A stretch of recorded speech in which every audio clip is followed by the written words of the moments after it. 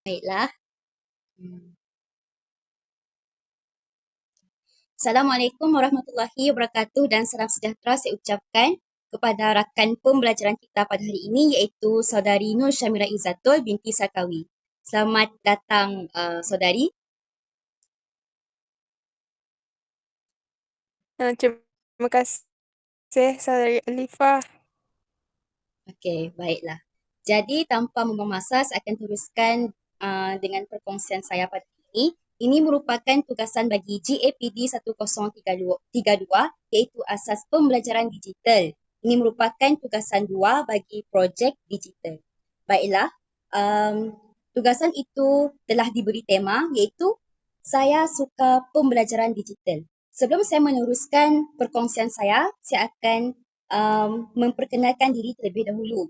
Nama Alifah Iliana binti Ahmad Nasir, angka giliran 202231231001, nombor kad pengenalan 040408131482.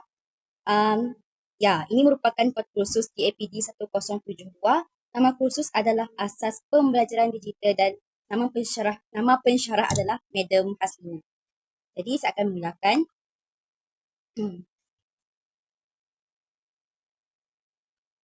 Okay.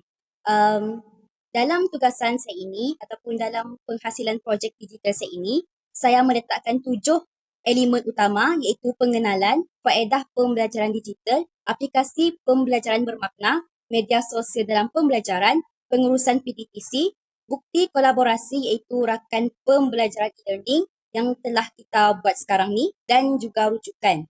Jadi saya akan teruskan dengan elemen yang pertama iaitu pengenalan.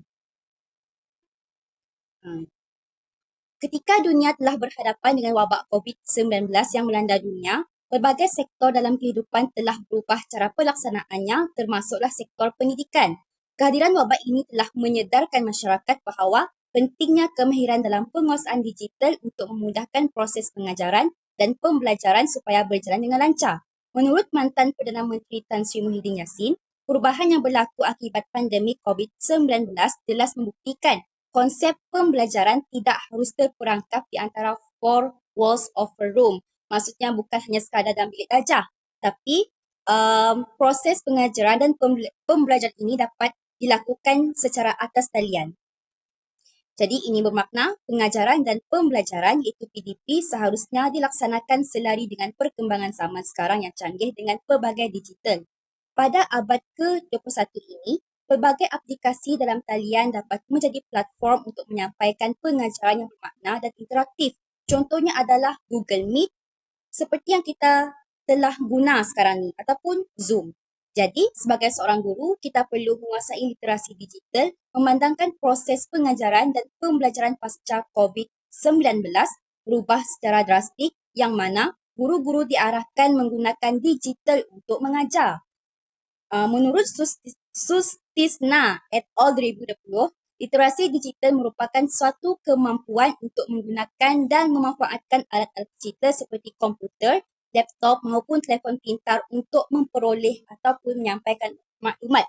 Jadi secara ringkasnya, proses pembelajaran dan pengajaran bukan hanya sekadar dalam bilik darjah semata-mata tetapi kita dapat menggunakan aplikasi dalam talian. Benda ini sebenarnya sudah lama berlaku tapi telah ditekankan ketika dunia melanda wabak COVID-19 yang menyebabkan banyak sekolah tertutup. Jadi kita perlu menggunakan aplikasi dalam talian untuk berinteraksi ataupun menerapkan proses pengajaran dan pembelajaran. Kita teruskan pula kepada faedah pembelajaran digital. Apakah pula faedah pembelajaran digital kepada guru dan kepada murid? Kita tunggu dulu, dia tengah login. Okey, jadi menurut Zuraini et al. 2006, penggunaan ICT memang diakui sebagai suatu alatan yang berupaya membantu menambah baik dan meningkatkan prestasi pelajar, terutamanya pelajar dari jarak jauh. Terdapat banyak kepentingan pembelajaran digital dalam proses pengajaran dan pembelajaran kepada guru dan murid. Ini merupakan manfaat ataupun faedah proses pengajaran dan pembelajaran digital kepada guru dan murid. Yang pertama, Dari segi guru, dalam konsep guru, yang pertama adalah guru dapat mengakses pembelajaran yang bermakna. Dengan pembelajaran digital, guru mempunyai akses yang lebih luas kepada pelbagai sumber pembelajaran seperti bahan pembelajaran dalam talian, video, simulasi, permainan, pendidikan dan platform pembelajaran interaktif.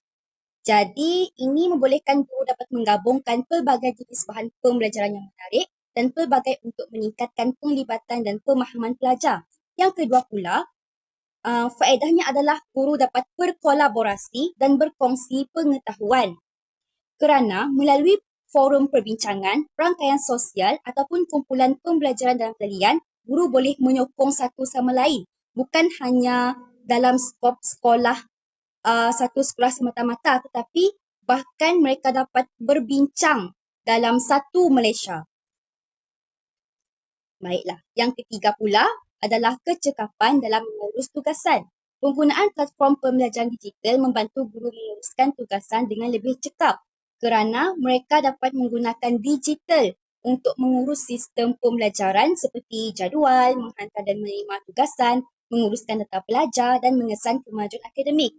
Jadi, selain daripada menjimatkan masa, ia juga menjimatkan tenaga guru di mana guru tidak perlu menulis di atas kertas seperti sebelum ini. Tetapi mereka hanya boleh melakukan semua benda dalam satu alat digital iaitu laptop.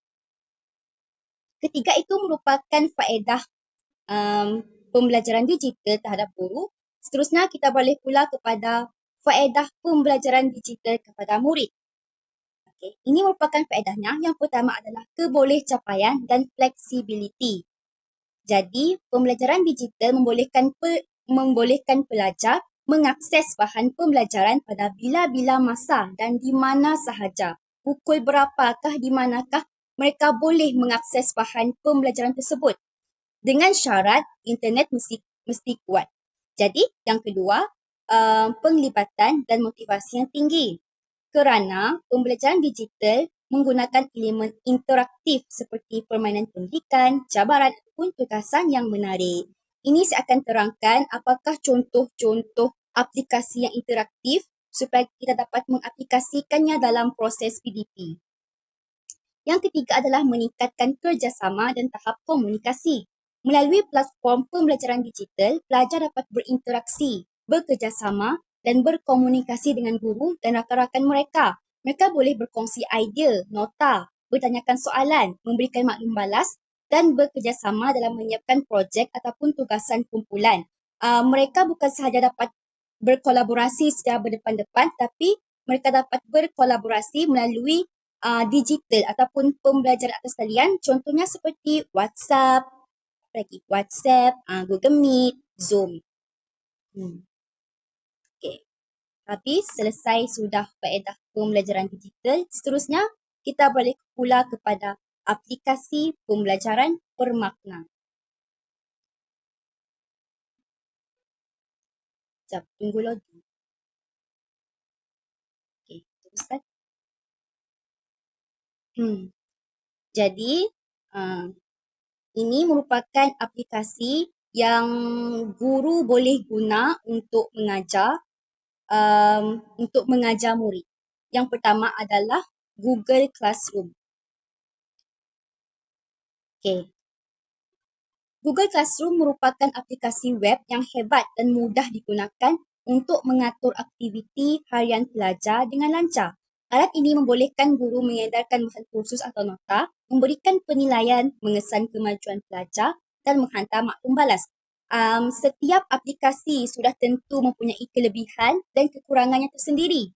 Dan kelebihan bagi Google Classroom adalah mobile friendly, mempunyai pengurusan tugas mudah, fail akan selamat kerana disimpan ke Google Drive. Maksudnya fail itu akan kekal ke dalam Google Drive.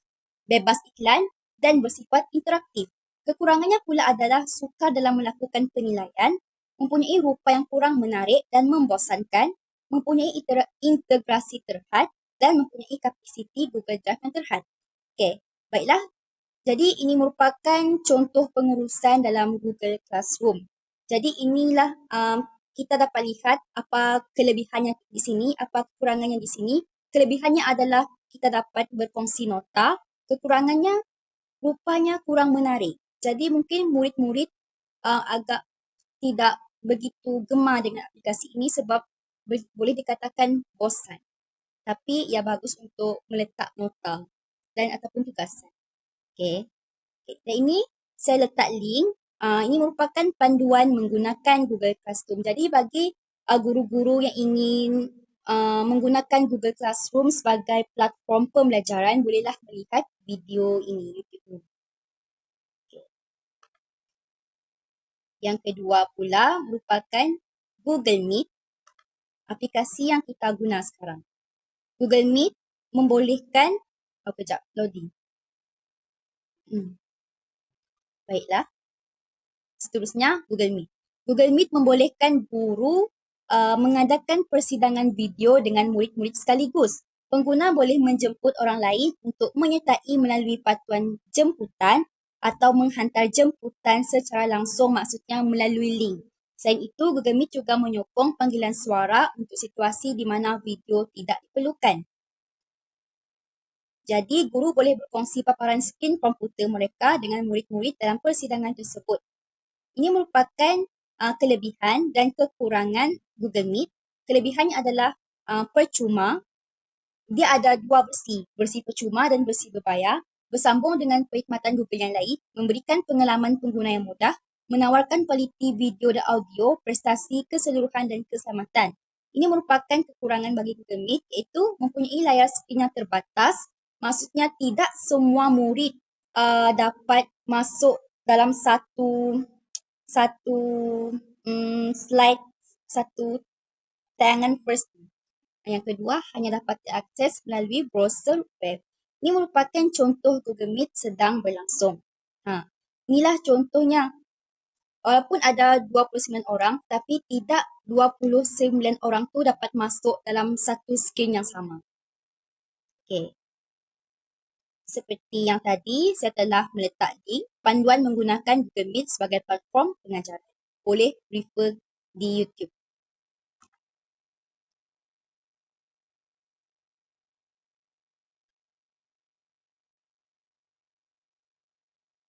Yang ketiga, Google Form.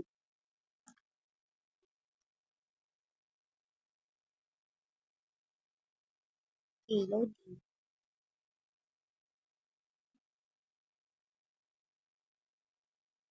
Tunggu sekejap. Line saya agak slow. Okey. Google Form. Google Forms ialah aplikasi yang disediakan oleh Google untuk membuat tinjauan, soal selidik dan borang dalam talian. Dengan borang Google, anda boleh membuat soalan dan mengumpulkan respon daripada orang dengan cara yang mudah dan cekap. Kelebihan Google Form adalah mudah digunakan, boleh dikongsi dengan mudah, pembentangan data daripada responden yang pelbagai dan mempunyai sumber yang terbuka. Kekurangannya adalah tidak menggunakan persamaan dan tidak menyediakan kaji selidik yang berskala. Okey, ini merupakan contoh penggunaan Google Form bagi mencipta kuis tentang kata, sendi, nama dan dan link ini merupakan link yang saya perolehi di Google. Saya tunjuk sedikitlah. Kalau kita hantar link tersebut kepada murid, jadi murid boleh menjawab soalannya kat sini. Mereka akan meletakkan nama, kelas dan jawab. Selesai mereka jawab soalan ni, mereka akan tekan butang submit. Secara tidak langsung, guru dapat menilai berapa betul, berapa salah murid tersebut. Dan murid tu pun dapat tahu dia betul berapa, dia salah berapa. Jadi, dan ini merupakan cara menggunakan Google Forms untuk membuat soalan kuis ataupun merupakan panduan bagi siapa-siapa yang ingin membuat soalan menggunakan Google Form.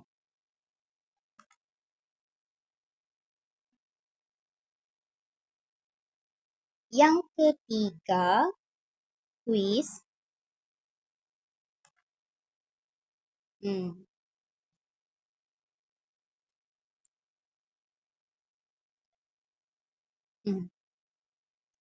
Okey.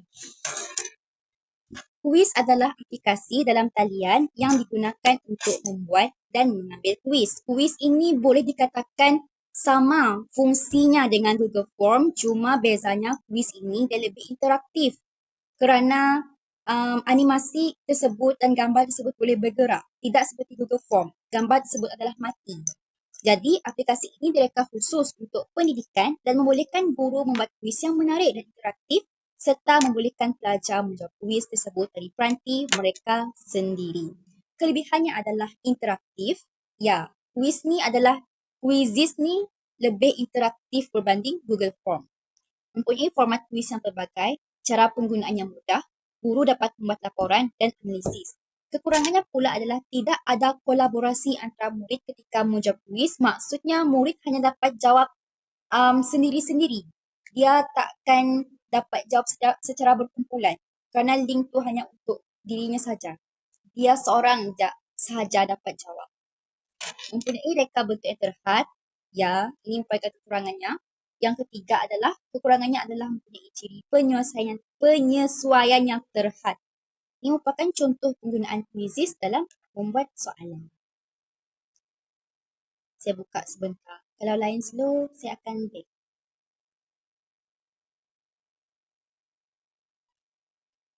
Nampaknya slow. Kejap. Kita tunggu. Ada pun. Tengok. Jadi, murid tersebut akan jawab. Selain kelebihannya adalah berbanding Google Form, dalam satu masa yang sama, murid-murid akan menjawab soalan ini dan mereka tahu siapa yang nombor 1, siapa yang nombor 2, siapa yang nombor 3. Tidak seperti Google Form. Google Form ni bukan dalam satu masa. Kalau quiz, dia perlu dilakukan dalam satu masa. Jadi, murid tersebut akan dapat tahu mereka dapat berapa dan mereka nombor berapa. Inilah mereka akan jawab ni. Ini merupakan contoh. Okay. Macam biasa, ini merupakan link cara buat quiz menggunakan aplikasi quiz. Boleh refer link.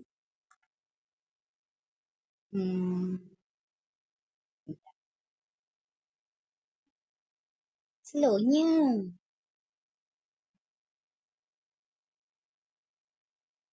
Tak apalah. Okay, yang keempat merupakan aplikasi Scratch. Jadi siapa-siapa yang mengambil pernah belajar subjek TMK ataupun sains komputer ataupun ASK iaitu asas sains komputer, benda ni merupakan benda yang sering kita hadap lah. Kan? Macam rakan pembelajaran kita. Dia pun ambil SK. Jadi Scratch, melalui aplikasi ini, pelajar dapat menggabungkan muzik grafik dan foto untuk membuat permainan, animasi dan tayangan slide interaktif. Kelebihannya, aplikasi ini menjadikan murid-murid terlibat dalam proses pembelajaran sambil bermain. Ini merupakan kelebihannya, ini merupakan kekurangannya. Jadi saya ringkaskan, kelebihannya adalah banyak pilihan data, gambar, audio dan dapat membuat cerita ataupun game. Kekurangannya, data atau gambar tidak lengkap, terlalu sulit menggunakannya lagi-lagi untuk pelajar sekolah rendah, memang agak sulit. Tapi mereka boleh saja, tapi agak sulit lah.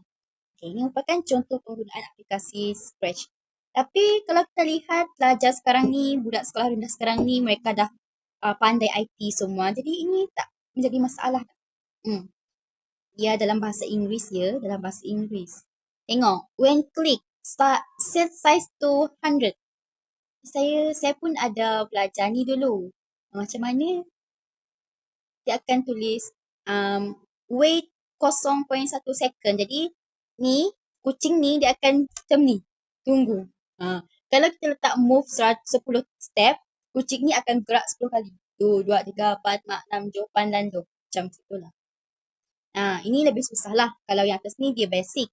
Ini lebih susah. Tak susah. Lebih mencabar.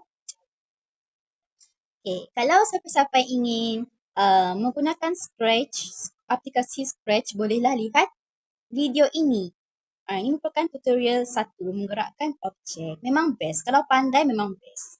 Dulu pun saya ada join pertandingan, tapi kawan saya menang. Dia dapat pen drive. Saya tak dapat. Tapi saya okey je. Baiklah, teruskan. Hmm. Aplikasi yang terakhir iaitu Google Sites. Google Sites adalah aplikasi. Kejap, kita tunggu dia. Okay. Google Sites adalah aplikasi web yang disediakan oleh Google untuk membuat laman web yang mudah dan cepat, pantas. Dengan Google Sites, anda boleh membuat tapak web untuk berbagai tujuan seperti tapak peribadi, tapak projek, tapak pendidikan dan sebagainya. Okay, saya nak beritahu, aplikasi yang saya guna sekarang ini bukan Google Meet ya. Aplikasi yang saya buat untuk tugasan ni merupakan Google Sites. Inilah Google Sites yang saya guna ni. Memang interaktif. Kalau kita pandai, kalau kita tahu cara gunanya, memang lagi interaktif. Ini merupakan kelebihan kekurangan. Okay. Memang mudah digunakan, bersambung dengan perkhidmatan Google, dapat diedit ramai orang dalam satu masa. Maksudnya aplikasi ini bersifat kolaboratif. Kekurangannya pula adalah mempunyai fungsi yang terhadlah dan tiada akses kepada kod sumber. Ini merupakan contoh tugasan yang menggunakan Google Sites. Saya ambil tugasan SEM 1. SEM 1. Ini muka depan dia. Okay, kalau kamu nak buat Google Sites ni anda tengok. Anda ni tekan je ni. Lepas tu akan kamu semua dapat buat. Ini merupakan contohnya lah. Tapi kalau nak contoh yang lebih baik, apa yang saya papar ni lah Google Sites. Korang boleh lihat, kamu semua boleh lihat video ni merupakan panduan cara menggunakan Google Sites. Okey, itu sahaja bagi aplikasi pembelajaran yang bermakna. Maksudnya, guru-guru boleh menggunakan aplikasi ini untuk melakukan sesi pengajaran dan pembelajaran supaya interaksi tersebut tidaklah terhad dalam bilik darjah semata-mata, tetapi dalam luar bilik darjah pun boleh. Seterusnya, yang kedua terakhir, saya akan terangkan 5 je ya, pengenalan, faedah, aplikasi, media sosial dan pengurusan ni. Yang dua ni lain. Media sosial dalam pembelajaran.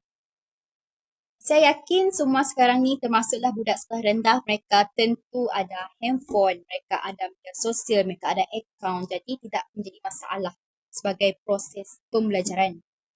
Pada abad ke-21 ini, proses pembelajaran murid tidak terikat dengan guru dalam bilik darjah semata-mata. Macam yang mantan Perdana Menteri cakap tadi, dia bukan terperangkap dalam satu bilik darjah tu je, tapi malah murid-murid dapat memperoleh pelbagai maklumat di atas talian. Pelbagai aplikasi yang dapat dijadikan platform kepada guru-guru untuk melaksanakan proses pengajaran, membuat perkongsian melalui verbal, maksudnya melalui ucapan. Verbal ni adalah ucapan, cakap. Dan memuat naik nota-nota tambahan. Murid-murid dapat menonton video perkongsian yang dimuatkan oleh guru bila-bila masa sahaja dan di mana pun berada. Malah kalau mereka nak sambil makan ke, sambil baring ke, dapat tengok video tu. Bukan itu sahaja, malah video perkongsian dan nota-nota yang dikongsikan oleh guru dapat digunakan dan dimanfaatkan oleh seluruh murid dalam negara. Tapi kalau guru tersebut share pasal sesuatu menggunakan bahasa Inggeris, dapat digunakan satu dunia. Di sini saya meletakkan 5 media sosial yang popular yang dapat kita jadikan sebagai platform untuk berkongsi maklumat. Pertama sekali adalah YouTube. Menurut Suryani 2020, semua kelebihan yang ditawarkan oleh YouTube sebagai pembelajaran multimedia memberikan faedah yang dapat dirasai di semua peringkat pendidikan, mulai dari pendidikan awal kanak-kanak, pendidikan rendah, menengah, tinggi. Maksudnya YouTube ni memang siapa-siapa pun dapat akses. Bahkan kalau budak yang umur 2 tahun tu pun dah pandai guna YouTube. Dia tengok cerita. Cerita-ceritanya adalah Didi and Friends. Ini merupakan contoh pengaplikasian YouTube dalam sesi pengajaran ataupun perkongsian. Maksudnya di sini, guru-guru dapat upload. Maksud upload adalah muat turun. Muat turun perkongsian mereka dalam YouTube supaya dapat dimanfaatkan oleh orang lain. Okey. Macam ni. Ini merupakan video pengajaran untuk kata kerja Bahasa Melayu tahun 1. Okey. Yang kedua ini merupakan video saya sendiri di mana saya berkongsi tentang bunyi asli bahasa Melayu. Jadi kalau semua nak tengok boleh tekan link tu. Ada dalam YouTube. Itu projek digital BMB 184. Kalau nak tengok kata kerja ni, atas ni.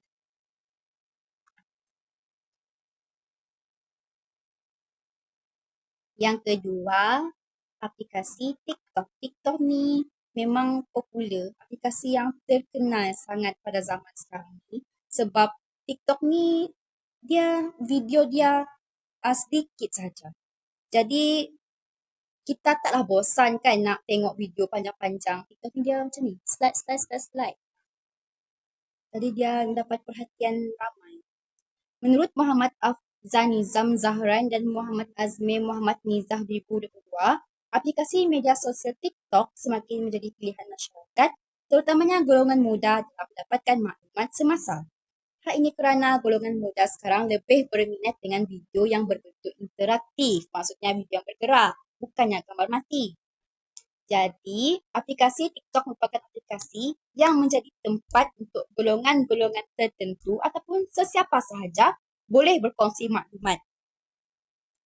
Malah, ramai pelajar sekarang menggunakan platform TikTok untuk memperoleh sesuatu maklumat kerana maklumat tersebut telah berbentuk ringkas dan padat. Macam saya dulu masa SPM, saya belajar kimia menggunakan TikTok. Ada seorang ni, student top, sharing pasal kimia. Saya tak ingat tajuk dia, tapi saya ada guna aplikasi TikTok sebagai pembelajaran ataupun untuk menerima maklumat. Jadi ini merupakan contoh pengaplikasian TikTok dalam sesi pengajaran ataupun perkongsian. Ni kata sendi, ni video saya sendiri ya. Yang kedua tu video saya sendiri, iaitu perkongsian tentang keterampilan berbahasa. Maaf saya tersasul. Saya selalu tersasul. Minta maaf.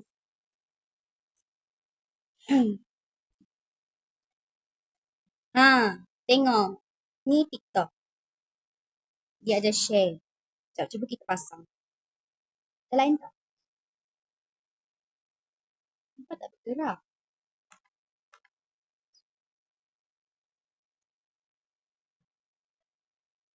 Kita tunggu sebentar. Mungkin lain agak slow. Tengok. Okey. Jadi video ini sangatlah interaktif. Dan guru ni share pasal kata sendi. Macam mana penggunaan kata sendi. Contohnya adalah di, ke, dari. Macam mana penggunaan kata sendi tersebut. Itu sajalah. Yang ni keterampilan berbahasa. Saya buka lah sedikit.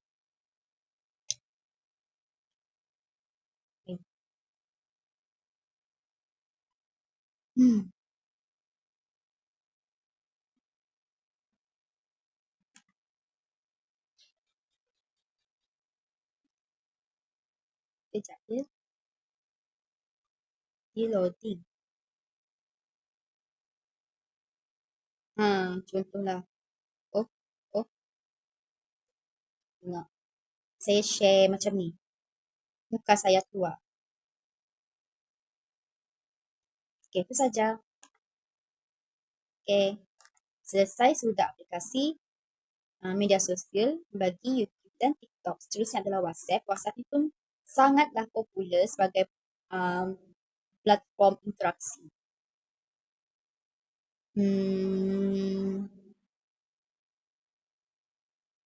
Jadi, menurut Syed Lamsah Syed Chair, menyatakan kajian oleh Chokri terhadap 2 kumpulan pelajar di Taibah Universiti Arab Saudi menunjukkan dengan jelas bahawa kumpulan pelajar yang didedahkan dengan pembelajaran tambahan melalui aplikasi WhatsApp, maksudnya 70% bersemuka dan 30% perbincangan melalui WhatsApp mendapat peringkat yang lebih tinggi. serta mempunyai sikap yang positif, meneroka maklumat, berkongsi maklumat dan mencari penyelesaian. Sebenarnya, hal ini telah lama diaplikasikan di negara kita, namun lebih ditekankan ataupun lebih difokuskan ketika kewujudan wabak COVID-19. Medium WhatsApp telah menjadi platform guru berkongsi nota, latihan dan menjadi platform guru dan murid berinteraksi di luar bilik belajar. Ini merupakan cara mengajar dengan menggunakan aplikasi WhatsApp. Okey, ini merupakan sebagai rujukan guru untuk memudahkan lagi proses pengajaran dan pembelajaran di luar bilik belajar supaya PDP lebih bermakna. Disertakan di sini contoh interaksi antara guru dan dengan murid. Tengok. Berdasarkan keratan gambar di sebelah, guru memanfaatkan aplikasi WhatsApp sebagai medium penghantaran soalan tugasan. Kita tengok di sini guru hantar tugasan tentang kata sendi dan murid pun respon. Dapat respon. Lepas tu murid telah menghantar tugasan yang telah diberikan oleh guru. Secara tidak langsung, murid juga dapat meningkatkan kemahiran digital dan interaksi digital. Okay.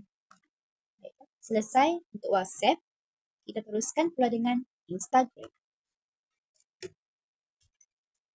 Dini hari, ramai profesor, guru dan orang yang berpendidikan tinggi memanfaatkan aplikasi Instagram untuk menyampaikan maklumat.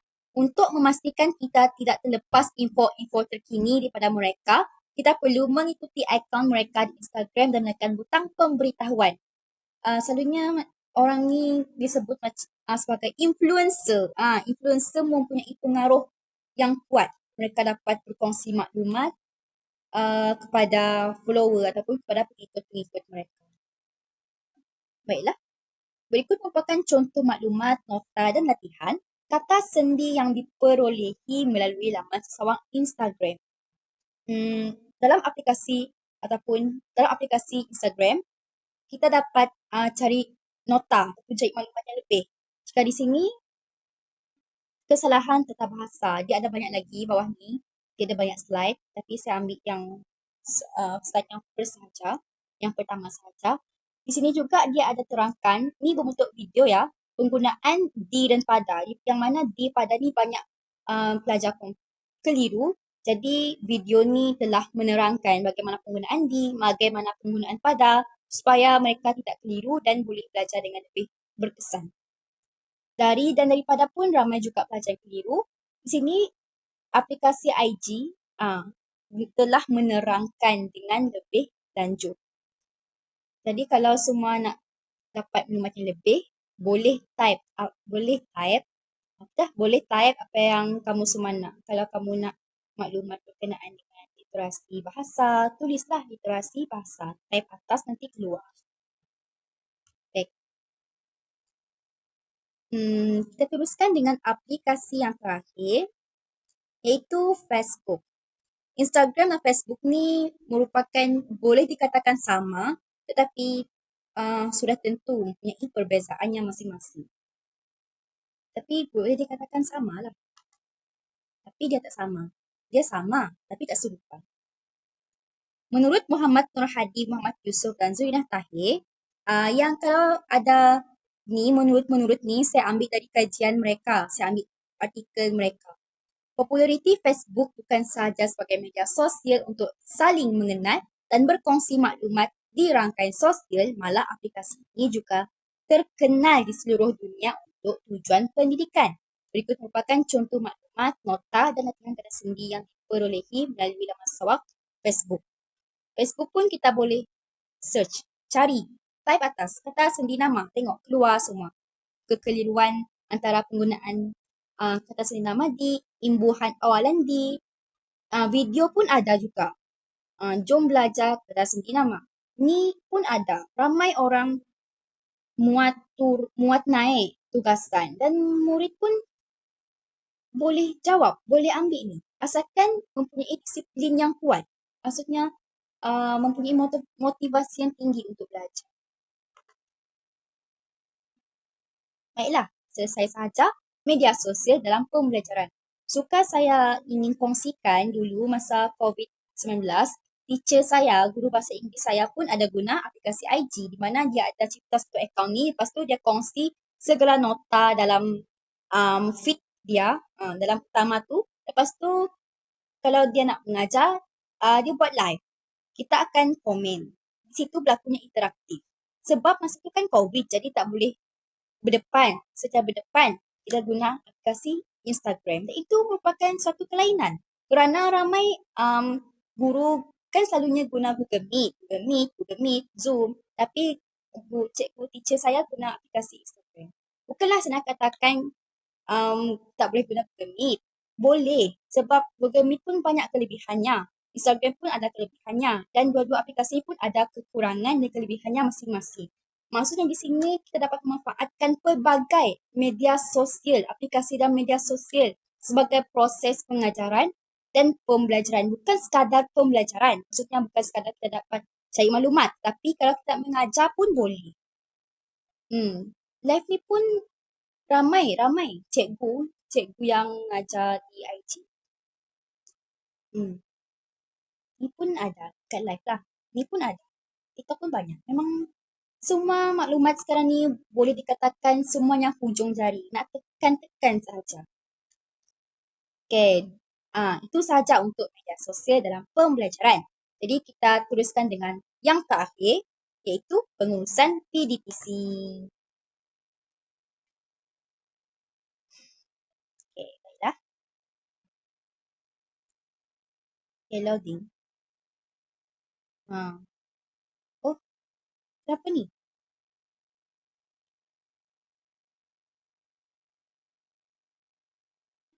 Okay. Saya tak tahu kenapa dia tak dapat akses, tapi ni saya letak pengenalan bahan ni merupakan DSKP. Dokumen Standard Kurikulum dan Pentaksiran. Jadi kalau kamu semua nak lihat, boleh search di Google. Macam ni. Saya DSKP. Inilah DSKP dia. Saya tak pasti kenapa dia tak dapat tu. Nanti saya tukar.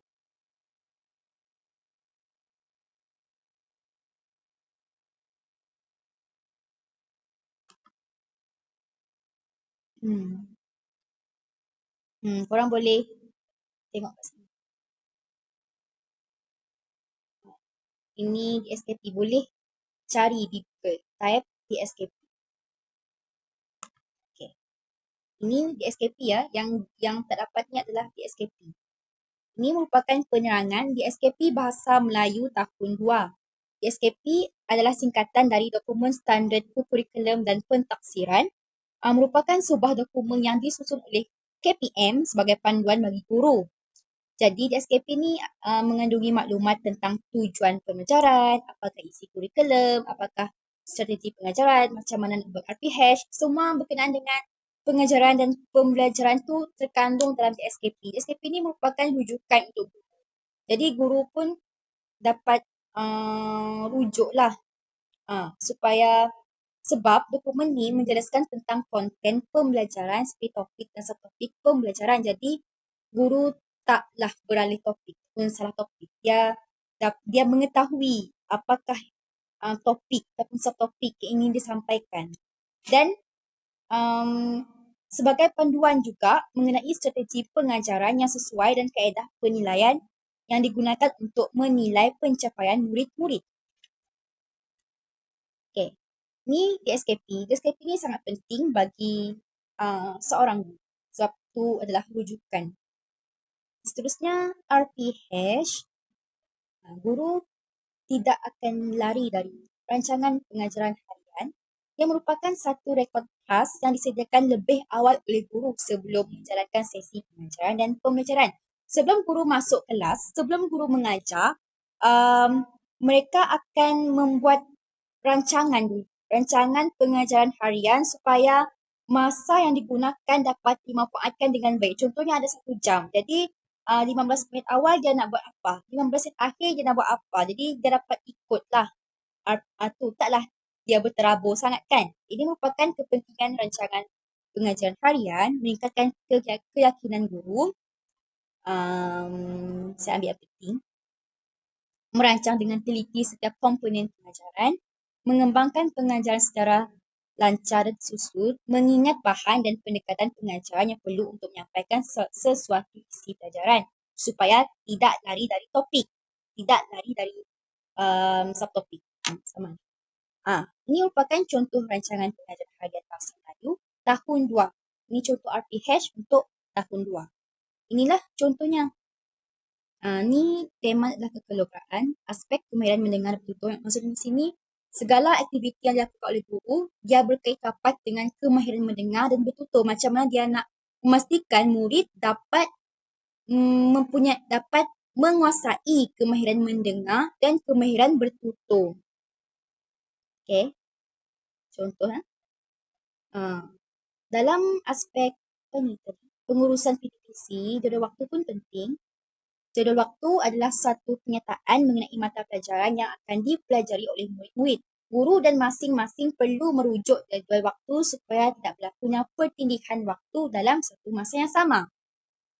Jadual waktu merangkumi subjek apa yang dipelajari. Contohnya bawah ni, tengok subjek apa. BA, Bahasa Arab, Bahasa Melayu. Nama guru untuk yang mengajar subjek tersebut ada di sini, Puan Hada, Puan Suria. Dan peruntukan masa yang digunakan dalam melaksanakan sesi PDP. Contohnya saya ambil subjek BM. BM ada, hari-hari ada, Isnin sampai Jumaat. Contohnya hari Isnin ni pukul 9.10 sampai 10.10, ada 1 jam. Jadi waktu ni penting untuk sebagai rujukan supaya tidak berlakunya pertindihan waktu guru mengajar. Buku teks digital tahun 2. Ini pun tak dapat buka. Guru menggunakan buku teks untuk memenuhi silibus pengajaran. Kalau nak cari, saya tak tahu kenapa dia tak buka. Tapi boleh cari sini. Buku teks Bahasa Melayu tahun 2. Ada kat sini. Boleh ambil kat sini. Seterusnya, pemanfaatan digital itu Google Classroom sebagai pembelajaran sesi PDP. Dengan menggunakan Google Classroom, guru dapat mengedarkan tugasan dan nota kerana Google Classroom menggabungkan Google Drive untuk penciptaan dan pengedaran tugasan. Melalui murid dapat mengikuti kelas melalui kod kelas yang telah diberikan guru. Walaupun kita sekarang ni sudah belajar secara depan-depan, tapi guru pun dapat buat Google Classroom supaya segala nota, segala latihan, segala tugasan dapat diletakkan dalam Google Classroom. Murid pun dapat buat luar sekolah. Taklah kita cakap depan-depan. Okey murid-murid, hari ni kamu sekian. Guru pun perlu edarkan kertas kan. Kalau kita nak jimat ke, kita dapat je letak tugasan tersebut dalam Google Classroom. Nota tersebut dalam Google Classroom. Jadi murid-murid pun dapat refer, dapat tengok apakah nota, apakah tugasan yang diberikan oleh guru. Tidaklah ia hanya tersekat dalam bilik saja, tapi di luar pun kita selalu interaksi.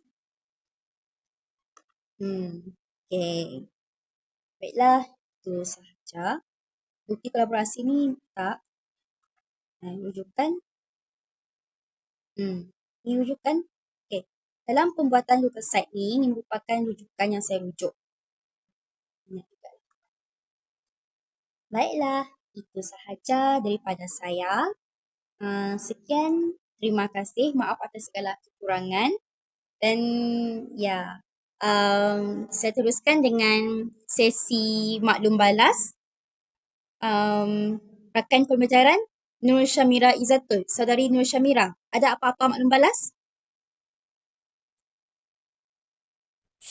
Ya, terima kasih Saudari Alifah. Bagi saya pembelajaran digital ni memang perlu diaplikasikan pada zaman sekarang ni. Lebih-lebih lagi setelah wabak COVID-19 melanda dunia, kerana bermula dari wabak itulah PDP dilaksanakan dalam talian bagi seluruh negara. Saya selaku calon SPM semasa COVID-19 amatlah bersetuju jika kita lebih banyak menggunakan platform digital.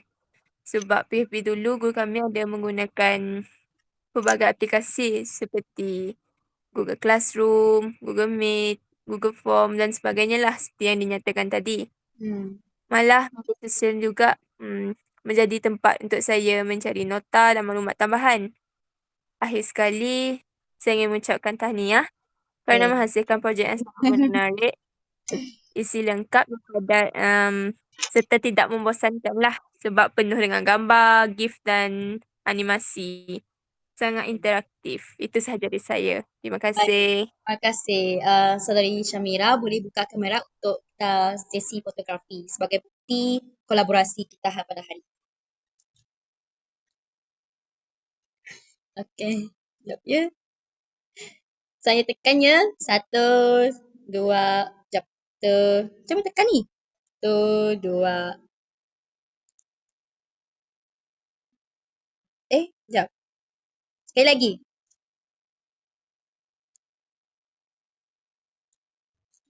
Sekali lagi saya guna phone.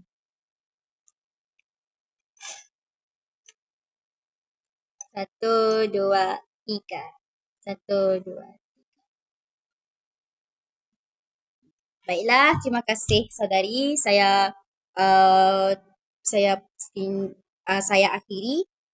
Okey, maaf. Baiklah, itu sahaja kolaborasi saya dengan rakan pembelajaran saya pada hari ini iaitu saudari Nur Syamira Izzatul. Terima kasih banyak-banyak kerana sudi meluangkan masa pada hari ini walaupun walaupun saudari sangat sibuk tapi dia mampu meluangkan masa untuk menghadiri sesi perkongsian saya pada hari ini.